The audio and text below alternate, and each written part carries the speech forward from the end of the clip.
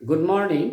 আজ ম্যাজিক ম্যাথের ক্লাসে তোমাদের শুধু 3 দ্বারা গঠিত কোনো সংখ্যার বর্গ কিভাবে করা যায় সেটা দেখাচ্ছি। 3 দ্বারা গঠিত যে কোনো সংখ্যা যত বড়ই হোক না কেন তার বর্গ কয়েক সেকেন্ডের মধ্যে করা যাবে যদি এই ট্রিক্সটা জানা থাকে। এখানে দেখো বলা হয়েছে এই সংখ্যাটার বর্গ কত। এখানে কয়টা 3 আছে? 5টা 3। তাহলে আমরা সেক্ষেত্রে কী করবো? 4টা 1 লিখবো। 4টা 1, একটা 0, 4টা 8, লাস্টে 9। এটার বর্গ এটা। বুঝতে পেরেছ? আবার যদি এটার বর্গ হয়, এখানে 6টা 9 আছে, তাহলে কি করব? 5টা 1,